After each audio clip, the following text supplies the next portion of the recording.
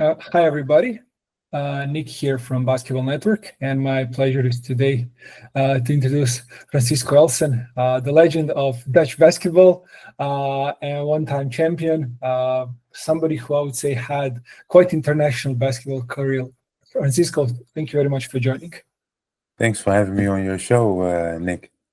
Okay, so let's dig immediately. I would start with the current NBA season.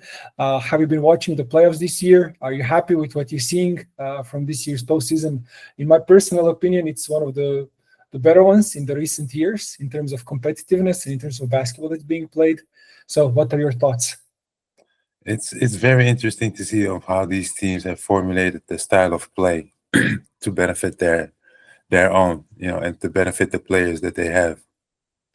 I am very surprised this year on how the playoff is going. I've never expected some of the top teams to be out this early, because they have some history. For instance, Denver Nuggets, reigning champion, or former champion with Nikolai's, and then obviously with the coaches being expelled, fired right before the playoffs. So that's very interesting. So that's why I said like it's very interesting to see on how these players have formulated the style of play that benefits their game, and also I'm very surprised of the teams that made it this far. Like for instance, the Minnesota Timberwolves or Indiana Pacers or even New York Knicks. Okay. Okay, I would say Pacers next after the first game. It will be a really big treat for all the basketball fans, not just given the history, but also I would say style-wise, it will be quite I would say closely competitive. And same can be said for the OKC and Minnesota matchup. And I would say sticking with the current season, last night we I would say got the information that Shai Gilgeous-Alexander is the MVP. Do you agree with the pick, or maybe you had Jokic as your MVP of this I'm a season? Denver fan. And all the teams that I play for. I'm a fan. Okay. So Jokic should be MVP every year. Go on, think about it. A Yeah, guy, I agree with you. a guy that doesn't jump high, a guy that's not spectacular, a guy that looks like uh, minions. Uh, um, but the way he plays is incredible. It's Yeah, incredible. Triple doubles, left and right, rebounds, assists, points, shots, passes. Who does that yeah. from this position that he plays? Slow. So um, Shea Alexander is also a spectacular player, but my vote would have went to Jokic because I'm a big guy. Yeah, I can understand it. I would say that when you look at him, like he got into this stratosphere, Jokic, where, for example, Michael Jordan was, LeBron was, Magic Johnson, Larry Bird, like the guys are having MVP season every year, and then you get this, I would say, voters fatigue, and then that's why you don't have them winning, I would say, consecutive MVPs throughout their prime. So it is, I would say, unfortunate maybe at the end of their career, but still he already has three. So he got a lot of recognition, but a few more, I would say, would be more than well deserved for him. Yeah, And of I would course, say, because he what he's doing is incredible to me. But people are basically going off what somebody's doing 1 year. He's been doing it for a couple of years now. yeah, So I guess, but I don't have a vote. So you said that you're a supporter of every team you played for. I would say you won a ring with San Antonio Spurs, so for sure but you're keeping close tabs on them. What do you make of Victor Wembanyama's sophomore season? I know that it was cut short with the health scare, but how do you see, I would say, him? And do you think that a guy of his size is ready to dominate the NBA? whew, tough question. Very tough question. You put me in a tough position, Nick. He's impressive. The height, the length, his mobility is impressive because guys above 2 meters and 10 are not that mobile, not as fast, maybe sloppy at times. He's slender to skinny, which is in this period of time possible to play. but in the previous seasons or generation of time, impossible to play. Yep. Because Shaq and all those Alonzo Mourning, they will break him, because the competition would have been heavy, and he's not a post-up player. But his sophomore season was also impressive because of his length, and there's nobody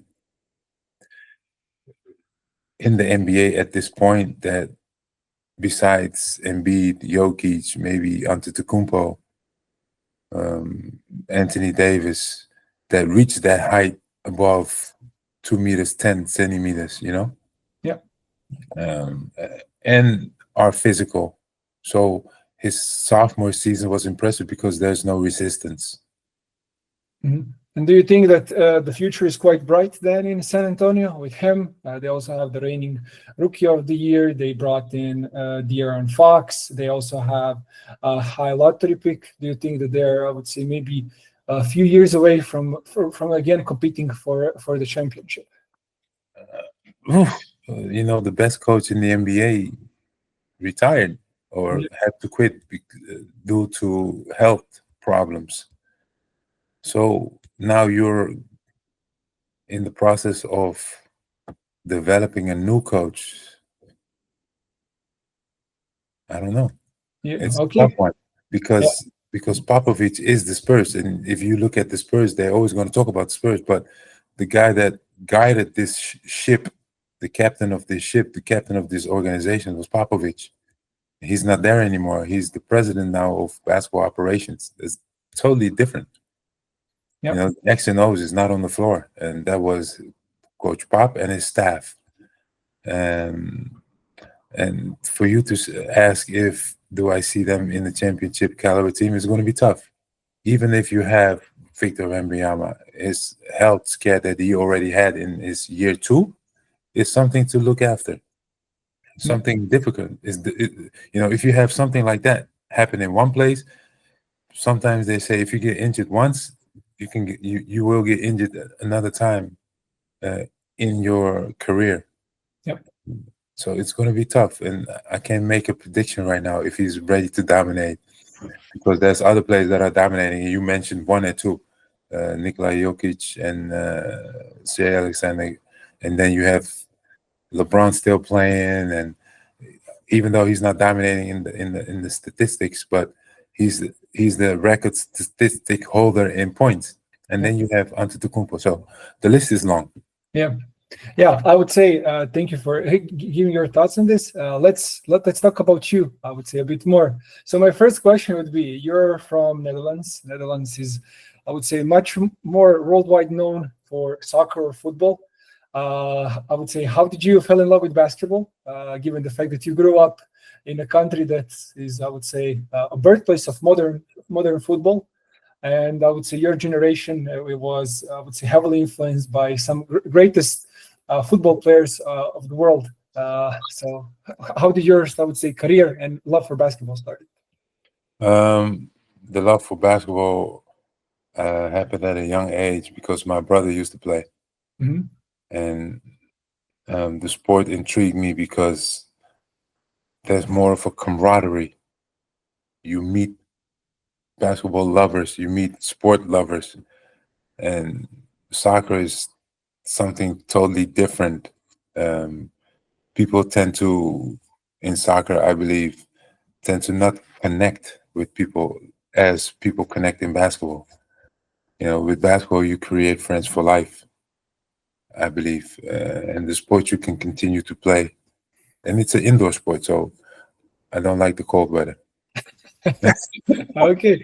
And when did it click for you? Like, when did you realize, okay, I think I would say basketball can take me around the world? And I would say, looking back at your career, you played college in the United States, then you went to Spain, then you went to the NBA, then you again played in Europe, then you also played in the Middle East. So when did you, I would say, realize, okay, so I think I can be a professional basketball player? When I got the invite to go to college. So I started playing basketball when I was 15. Mm-hmm. And when I turned 18, I went to junior college in Texas, Gilgo College. Mm-hmm. And then after 2 years, I went to the University of California at Berkeley. And then all of a sudden, from 5 points, 5 rebounds a game, I got an invite to go to the big man camp in Hawaii. From there on, I went to Chicago pre-draft camp. I got an invite. That's when I knew I can be a pro player. I got drafted. So the process of me going to the United States, playing, the real thought of me becoming a pro player came when I got the chance to go to NBA pre-draft camp. Not everybody goes to NBA pre-draft camp.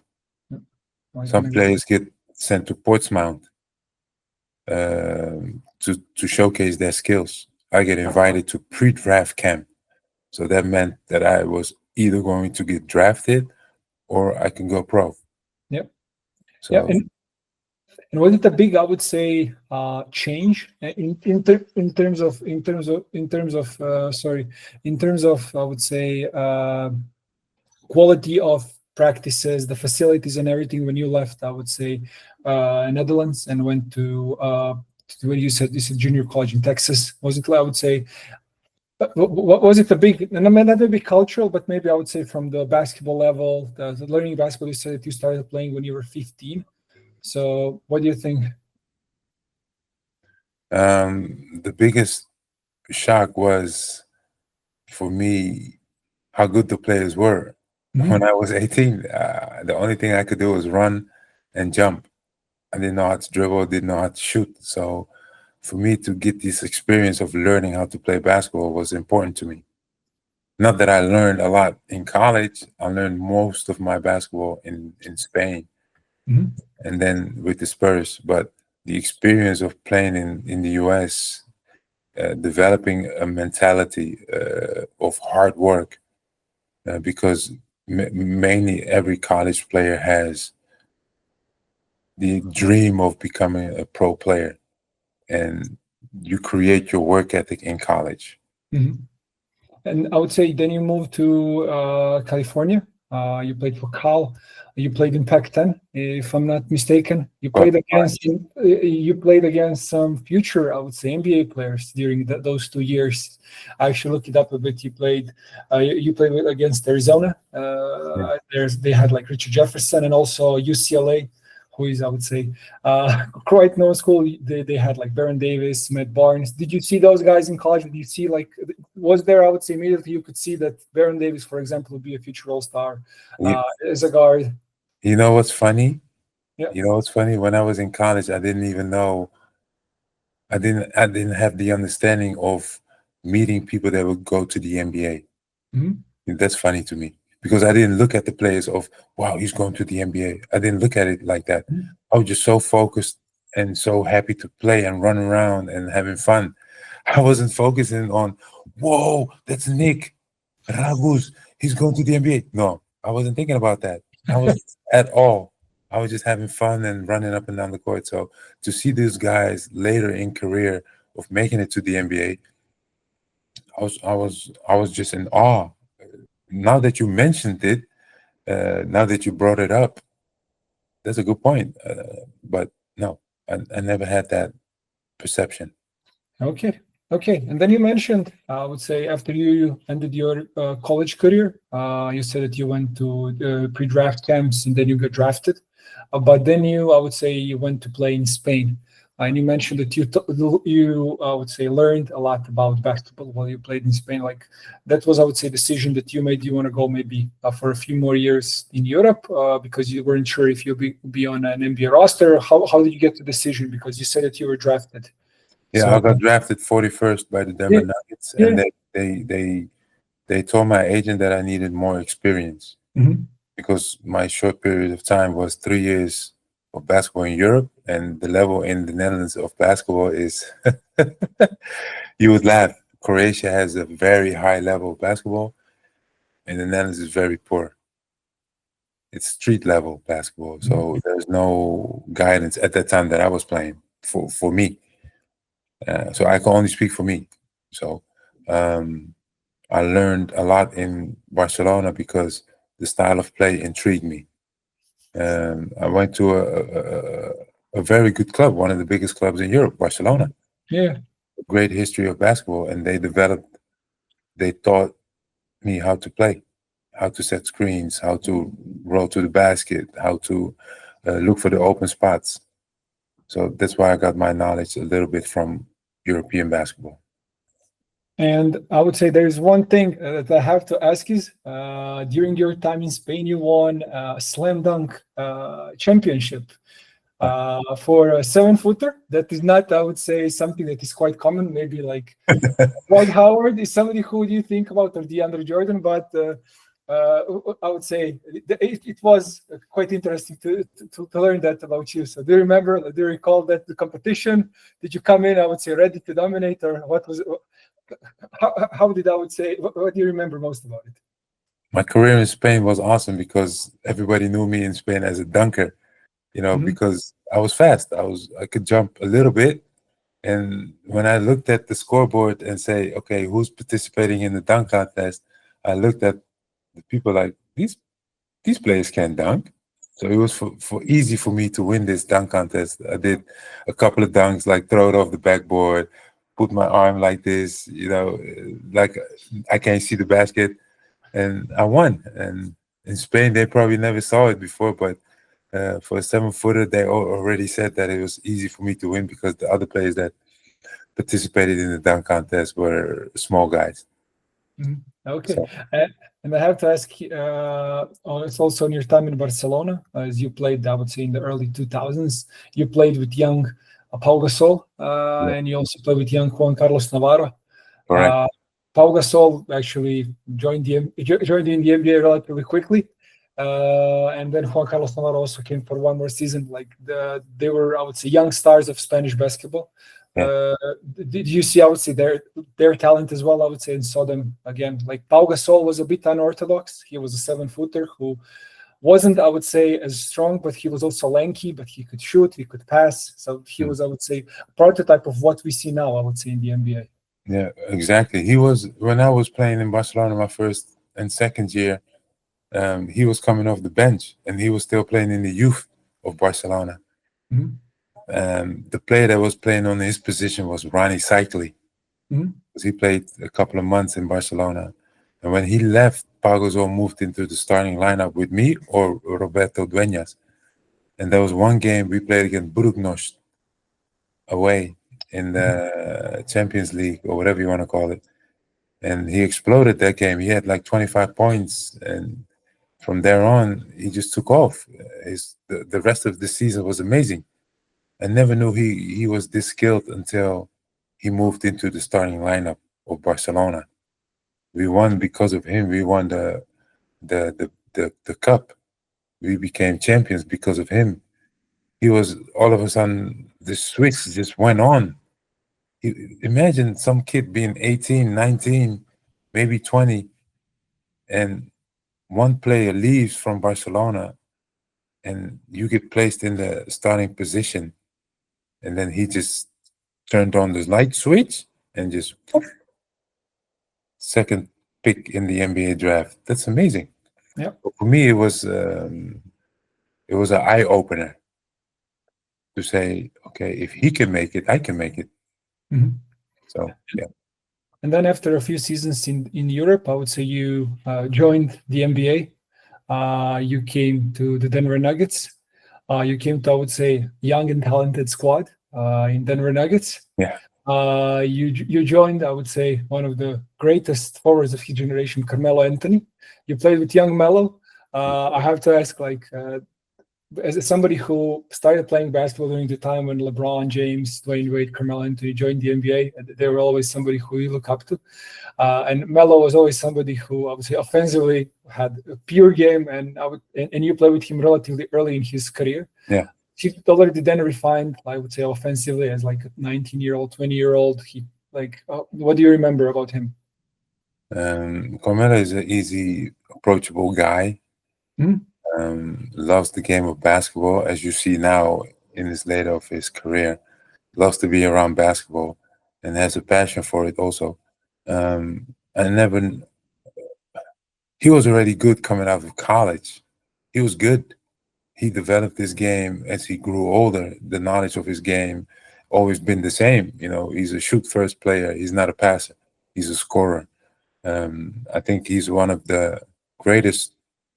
I think he's, in my eyes, he's my favorite player um, who I've played with on several teams. You know, I played with Tim Duncan, Tony Parker, Kevin Durant, etc., Deron Williams. But he's my favorite player to ever played with on a team because of his skill set. Um, and people probably don't know, but he's a funny guy. He's a Yeah, very funny guy. yeah, Yeah, I love his new podcast. I don't know if you have time to watch it. I like yeah, yeah, his energy and yeah. I love the way he, I would say, came into the podcasting world. I love his takes, and he's quite, I would say, he's himself. I would say he is, when he's talking about basketball, and you can Yeah. really see the love that he Yeah. still has for the. Always laughing, always joking, laughing. That's how he's been. He's just a funny guy. Loves life and loves basketball. Yeah. Yeah, and I would say in Denver, you joined the team. Then you had, I would say, battle for minutes as anybody, I would say, who joins the NBA, and then you became starter. Did it take you, I would say, a big time to transition from Europe then to the NBA rhythm, to the NBA, I would say, bruising style of play? You played at the five position in the early 2000s. You still had Shaq, who was, I would say, maybe not in peak prime, but he was a bit post his prime. And then you, of course, you had your battles, of course, with Tim Duncan, who was then on the Spurs. You played in the West, which was always, I would say, a tougher conference. Then in the East, you had, I would say, for example, Ben Wallace, whose name always pops in somebody's mind, or Rashid Wallace. So when you joined, like, was it a big jump? I would say, going from European big men to then fighting with Shaqs of the world.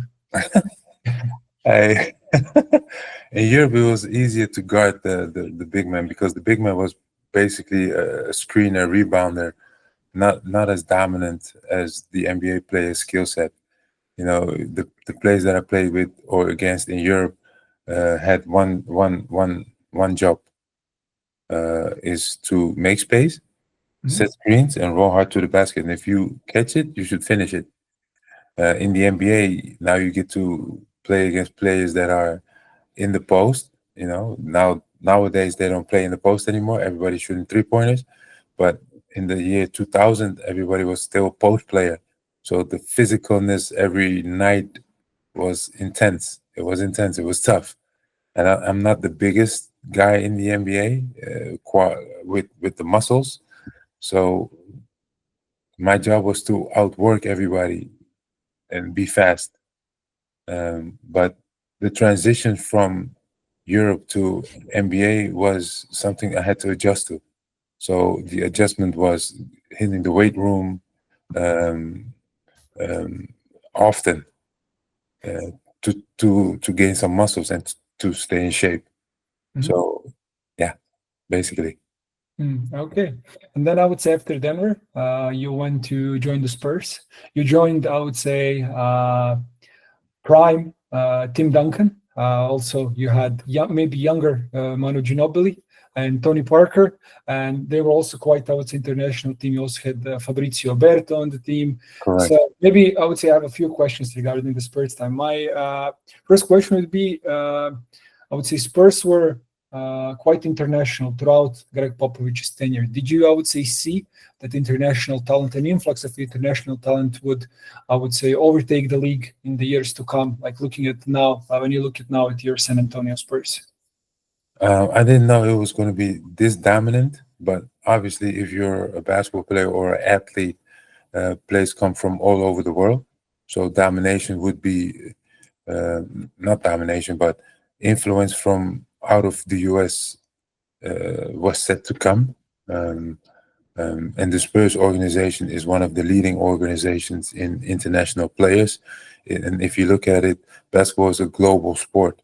So players develop and players love the NBA. So basically, if you look at the domination right now, it's because social media and YouTube is very big.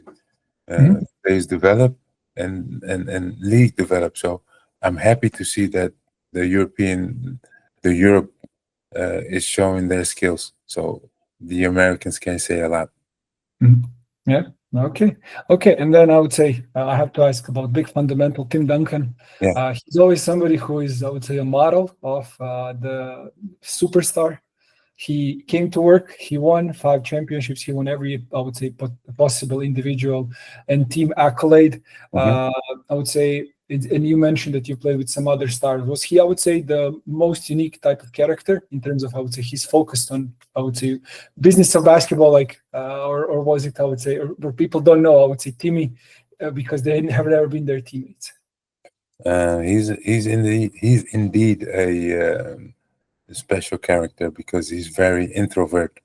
Mhm. He's very quiet, loves to play video games, um, and to be this talented and to shy away like he shies away from people or sports is amazing. Because if you think about an American, they're very outgoing and love to do a lot of things, but he's more ground level, like I would say the European style of people, you know. Don't worry about the bling bling and the big cars and all the other stuff. So I was more intrigued and surprised by his demeanor, which I liked. And basically Popovich, I mean, obviously Popovich, the last name, he's from Europe. So he brings those European players and the chemistry. He mixed it together to put down a great team. So I loved it. And but Tim Duncan was more of the people. You know, if you get to know him, he's an easygoing guy and very smart player. Very smart. And like you said, the big fundamental, man, kill you in practice. Kill you in practice. Kill you in practice, man. I think he didn't like his bank shot during the practice time when he would every time I would see on the low block pivot and then bank shot and you're just looking at it coming in probably. Hey, listen, in practice, when he goes to the bank shot, I'm already the other way because he doesn't miss it. So I'm going back. I'm already going the offense the other way. Yeah. And I have to ask, Manu Ginobili is somebody who I would say, especially European fans of I would say basketball really love. He's also lefty. He I would say became known player and became I would say NBA prospect during his time in Italy. I have to ask like on him. He was somebody who is fan favorite to watch in his highlights. Always you will always ask yourself when you look at his highlights, like this guy should have been like 10-time All-Star. Yeah. But he took, I would say, role of the sixth man on the Spurs. But I think that again, similar like you mentioned, practice with Tim Duncan, that you would be like, oh, he would kill you in practice. But I think like Manu for sure also had some crazy things that he pulled off on practice, and everybody would be in awe. Do you have any of those stories? Manu was the Energizer Bunny. It's too much energy. That's why he came off the bench. Because hey, listen, he go as hard as he goes in the game, he goes twice as hard in practice. And the shots that he make, behind the back shots, and behind the back passes, between the leg passes, him and Fabricio were the most spectacular players in practice at times. You know, because of the trick shots that they make. I can't recall exactly what they did in practice right now, but because there were so many. There were so many behind the back scoring passes. That's you would have to see it to believe it. I agree. I agree with you. And then I have to ask about the championship season, 2007. I would say, did you during the whole regular season saw yourself as a real, I would say, championship contender? Did you guys think, okay, this is our season then to win it all? And of course, you were a starter in majority of the season. So, what do you recall from that season? That season, the best team in the NBA was, I think, Dallas Mavericks. Yeah. Dallas Mavericks, and they got eliminated in the first round by Golden State. Yeah, And we believe they Warriors. were very tough. If we would have met them, we would have lost. And Detroit Pistons was a very tough team too. Mhm. We would have lost if we would have played them because our team was not that strong. We finished fifth in the competition, and we were on fifth place, I believe. and um, we didn't have a lot of injuries, but we were already getting kind of old. We were kind of already old. Fabricio old, Tim Duncan maybe old. Uh, so it was tough. It was a tough season, and we were hoping to get back to the finals because the year before they lost by a inbounds pass, Manu Ginobili against Dallas. So I didn't know the reason why I went to the Spurs was because they always play in the playoffs, Mhm. right? Yeah. And there were no talks about going to the finals or being the champion. Popovich always said we just want to compete, and if we are able to compete, we will go as far as we take ourselves. And it was our blessings that Robert Ory hit Steve Nash, right? Yeah. Golden State Warriors eliminated Dallas. Yeah. LeBron James eliminates Detroit Pistons. So it was our blessings. And then Tim Duncan moved up to the whiteboard, and then he put 4 games to become a champion, right? He put it 4, and then he took the eraser and erased it, and then he wrote championship. And we didn't even play the Cleveland Cavaliers yet because he was so confident that we could beat Cleveland because Cleveland was just one man, LeBron. Yeah, and I have to ask about that player, LeBron. He was young. What he pulled off, I would say, even bringing that team to the finals, and also the legendary series against Detroit Pistons. He was, I would say, the motor behind that success. You played him. Did you? I know that you had a lot of success defensively with him in the finals. Yeah. You had Bruce Bowen also guarding him. You had, I would say, great help underneath the basket with you, with Tim Duncan, and it looked like that Cleveland was, I would say, not up to the task of defeating you. Then you guys, you said you came in confident, but were you guys scared a bit of young LeBron, or you just knew that one guy can bring down the team basketball? That's this first No, season. if we would have met LeBron James in maybe 5 years ago, he would have beat us. But young LeBron could not beat us because Popovich had a strategy, and the strategy was to let LeBron shoot because at that time he could not shoot. Mhm. He just wanted to get to the basket, run and jump and dunk. And so we had a strategy of backing up and let him shoot. And in the crowd, you hear people shoot, shoot, shoot, but he didn't want to shoot.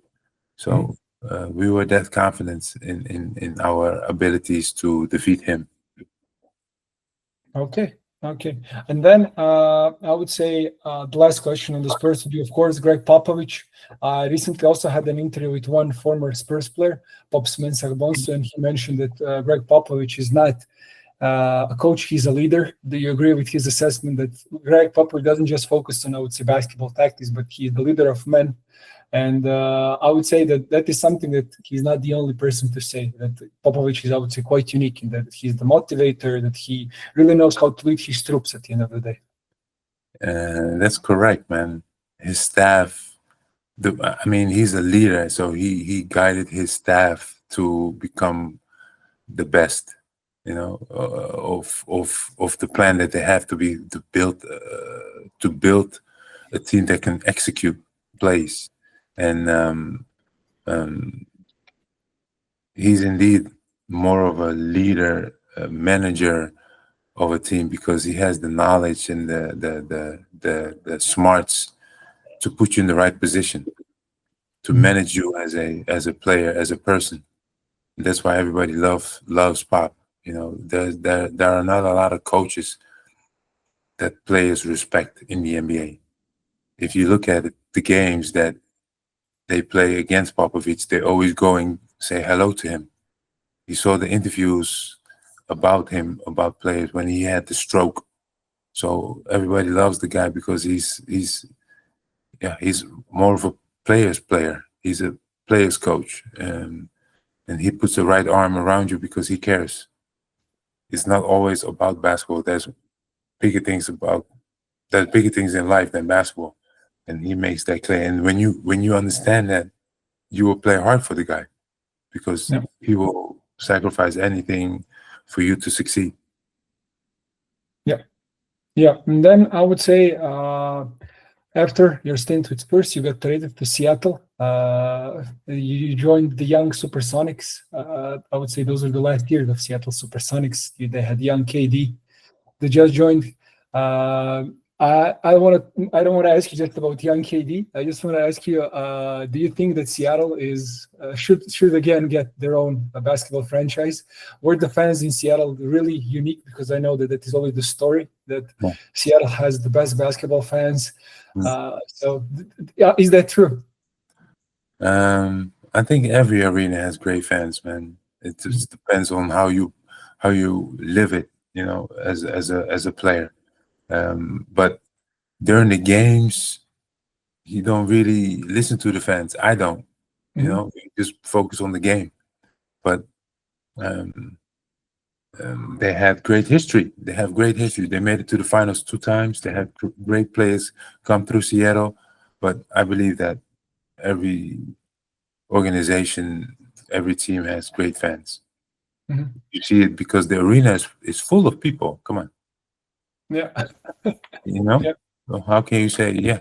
I don't know. The Mhm. city probably, maybe. Okay, okay. And then, as I mentioned, young KD. Did you see him? And then maybe as you were then already a veteran in the NBA, did you see that this kid would really go on a tear and No, become arguably, I would say, the best scorer that the game has seen? no, no. No. Because when I got there, I looked at him and he was playing the two. Yeah. And I said, "Hey, man, this is not your position. You should be in the weight room, lifting weights, get strong." That was a stupid mistake I ever made in my life because he's a superstar. Yeah.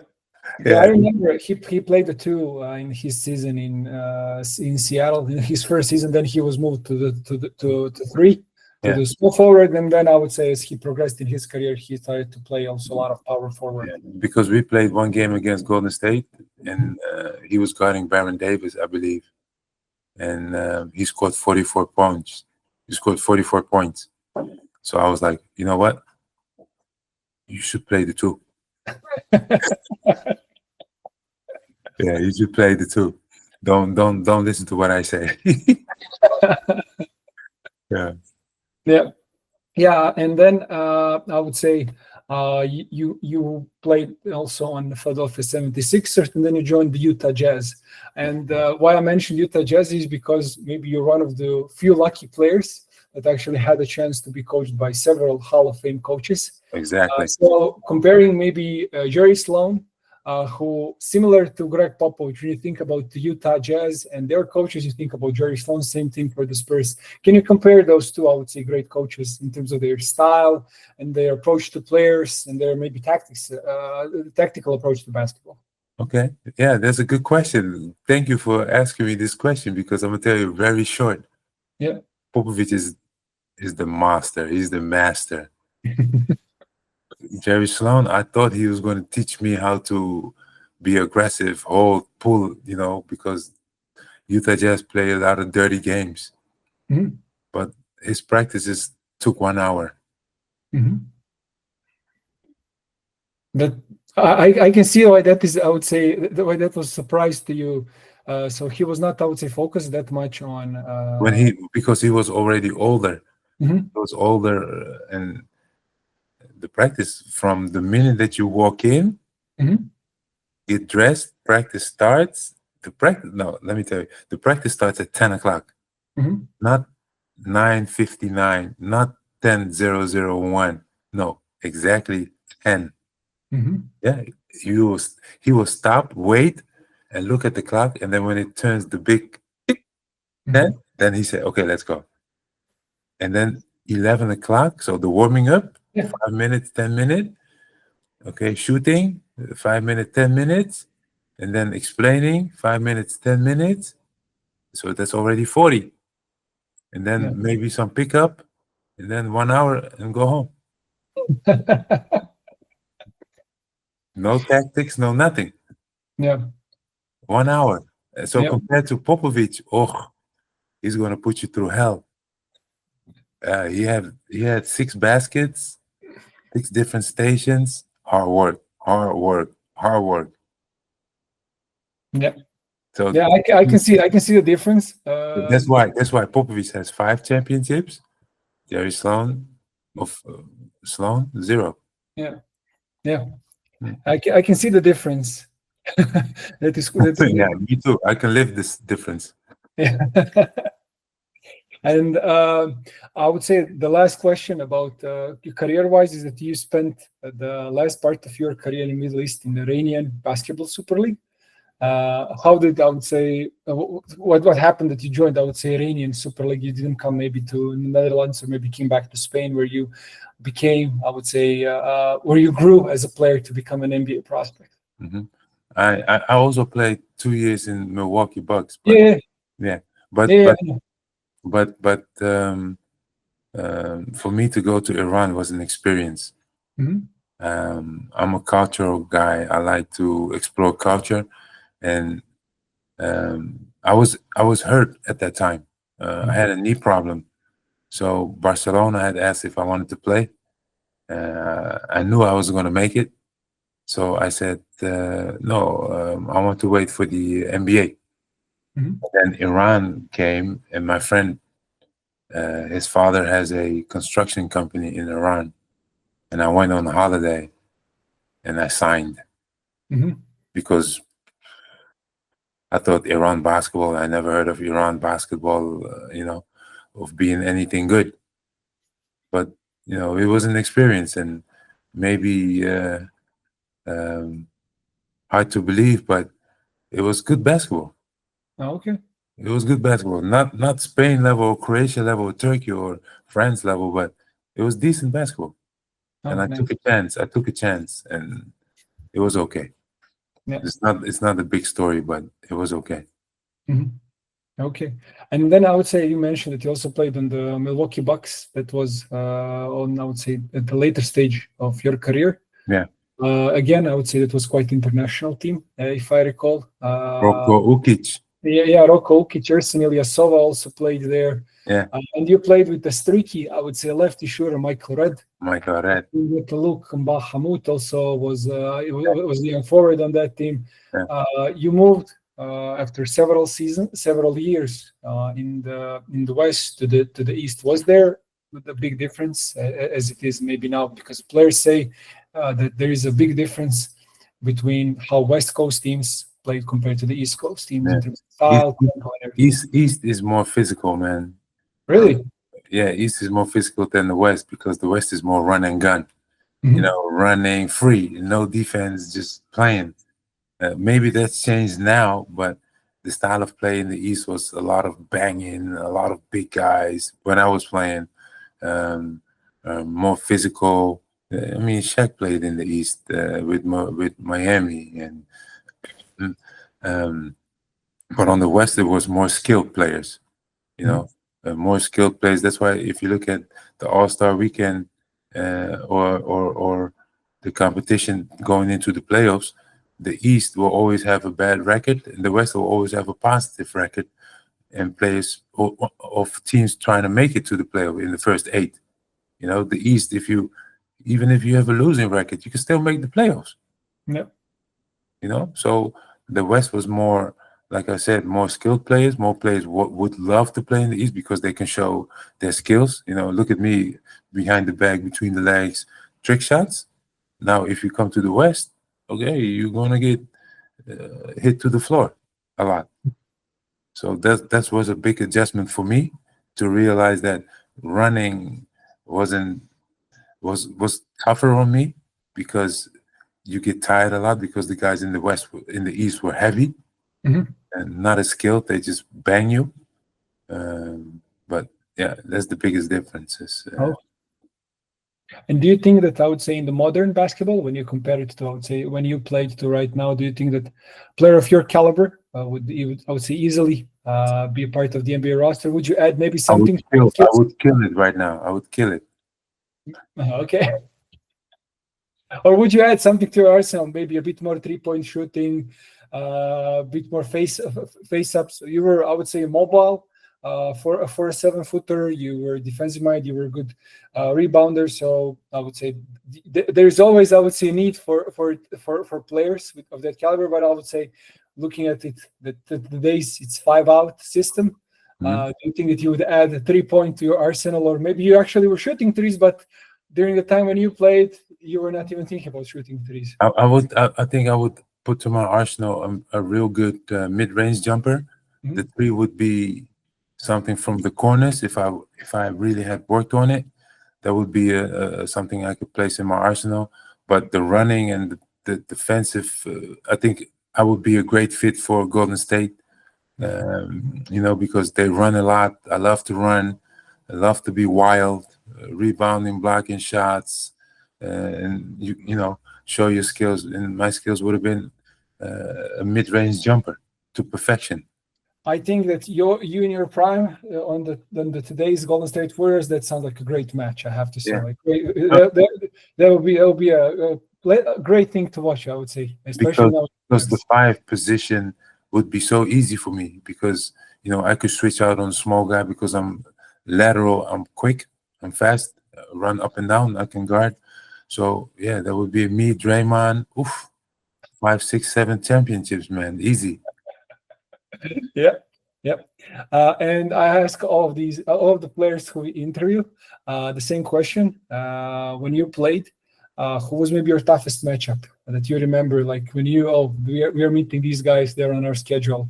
That can be maybe your teammate who always kill you on practice, but also it can be somebody who you matched up with when you were playing. My toughest matchup would have been Dirk Nowitzki.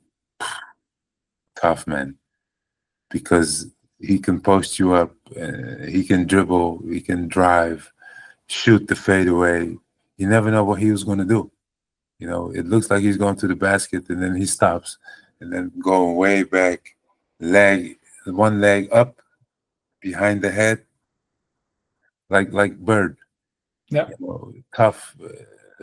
The only thing you can hope is that he missed the shot. Yeah, that is actually. I was watching it. Blake Griffin talking about Dirk Nowitzki. I don't know, maybe if you saw that video. He said the most frustrating thing when you're playing the Dallas Mavericks during the Nowitzki era, they had the microphones that are directly on the rim, so you could hear the swoosh. And he said the most, and even more, worse than that was that everything was moving so slow. Like he would go, then on the top of his head, then shoot, and it would take like 1 second. And you're just watching that basketball, I would say, flowing in, and then you just hear it go perfectly crisp to the net. Yeah. They did it on purpose because the sound makes you believe that you're a great shooter. But Dirk Nowitzki is a great shooter, or was a great shooter. So when I used to play him, there were a lot of he made a lot of those shots. Yeah, he was a tough matchup, man. He was tough. Okay, and then I would say is there anybody from your era who doesn't get enough recognition, maybe on the 5 position? You played maybe against Yao Ming, who is a Hall of Famer at the end of the day, but his career was relatively short. Maybe Marcus Camby was, or somebody like that. Like, is there somebody who maybe is not talked about, like Dirk Nowitzki or maybe Kevin Garnett from your era, but somebody who actually gave you a lot of trouble, who was underrated at the end of the day for what he did on the court? I think Dirk Nowitzki's for sure, and also another guy is Chris Bosh. They both play the 4, but when they move to the 5, they give you a lot of trouble because of their ability to shoot, dribble, drive to the basket, rebound, block shots. Somewhat of a complete player at the 4 or at the 5 that doesn't get a lot of recognition or credit for what they brought to the table. Chris Bosh was a superstar in Toronto. Yep. He went to the Miami Heat because of his skill set. Yeah. He had a 3-point shot. He can rebound. He can play a little bit of defense. Dirk Nowitzki is the same thing. Yeah. He's unstoppable if you let him play. And getting physical with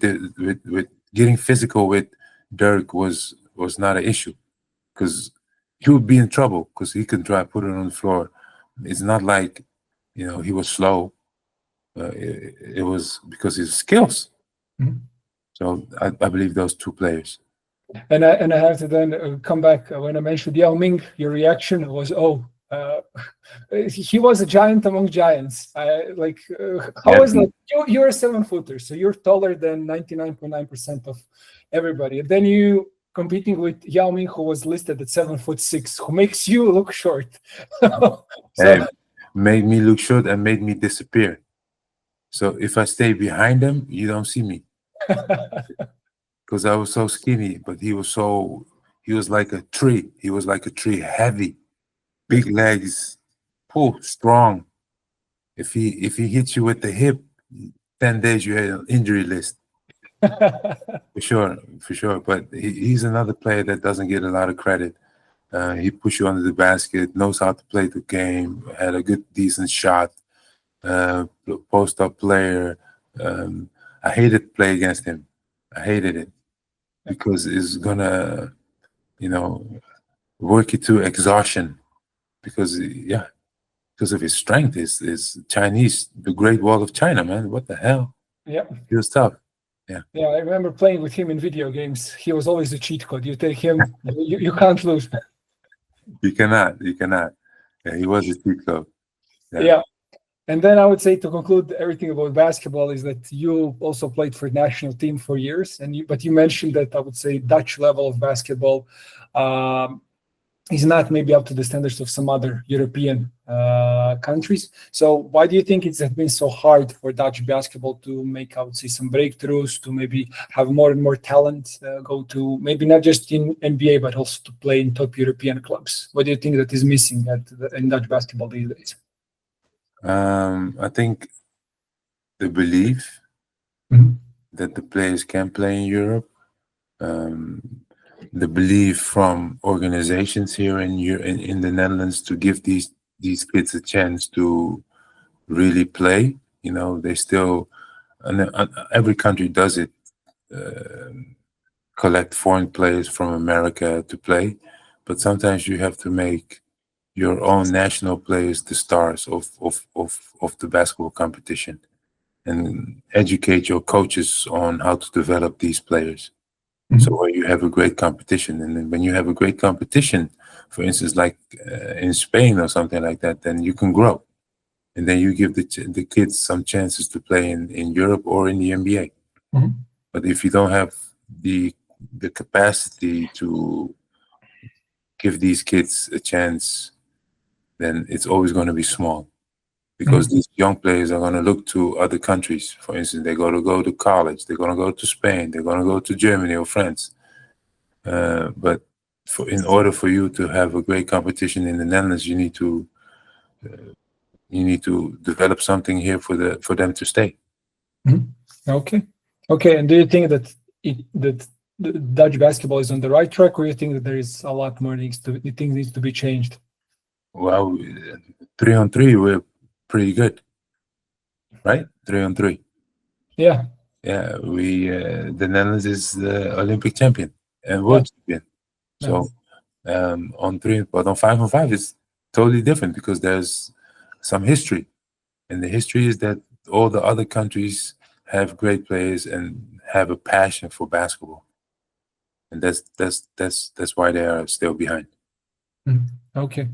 And then I would say after your basketball career, you went to and launched EverReady, if I'm not mistaken, sport recovery line. Was it, I would say, a big change going from basketball courts to the business side and building something, I would say, from scratch?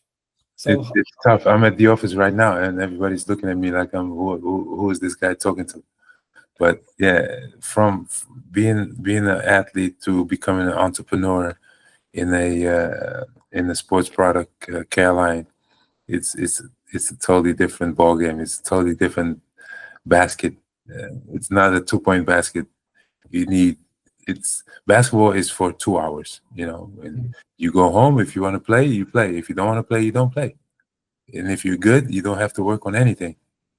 With being an entrepreneur, uh, you're 24/7.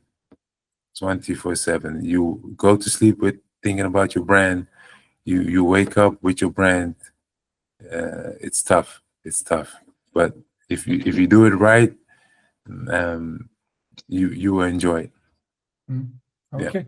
And you, of course, as a retired NBA player, and I would say as Dutch basketball legend, for sure, you work with some youth programs, international outreach. What is maybe something that you try to pass down to the new generation of hoopers and people who try to aspire to become NBA players? I don't know. Everybody chooses their own path. Mhm. And the generation now believes that they know everything already. Here, especially here in the Netherlands. So my influence and my impact is small because social media is so big. And maybe sometimes I tell them, stop looking at the NBA, focus more on Europe, because this is where you learn basketball. You're not able to fly through the sky like Michael Jordan or LeBron James. You're not going to shoot from half court from basketball, because this is something you have to train, and the coach will not allow you to shoot from half court. You know, this is ludicrous to shoot from there. So focus more on the tactics of basketball. Look at European basketball. So that's what I try to pass them down. It's not always about mentality, or it's more of the skill set that you develop, the knowledge about the game. Okay, and then the last, I would say, question for you would be: you're fluent in several languages. You grew up in Netherlands. You played college in United States. Then you came to Spain. Then later, again, you played in several U.S. cities. Then you conclude your career in Iran. When you look at it, are you satisfied with everything that you accomplished? Is there something that you wanted to add to, I would say, your resume basketball-wise?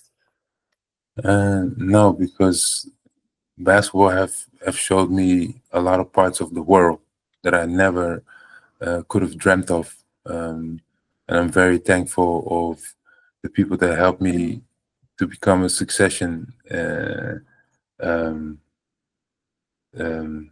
to become a success in the sports. I never would have dreamt that. So visiting all these countries is a blessing. Because not everybody gets to see these parts of the world, unless you're backpacking and you have some. But basketball have shined a lot of light on me, my family, and my friends. So I'm grateful. Yeah. Great. Thank you, Francisco, No for your problem. time. It was a real pleasure to talk to you, and I hope that you enjoyed it as much as I did. Yes. And I want to thank everybody for tuning in, for listening to this discussion. No problem. Thank you. Thanks for Thank having me. Thank you.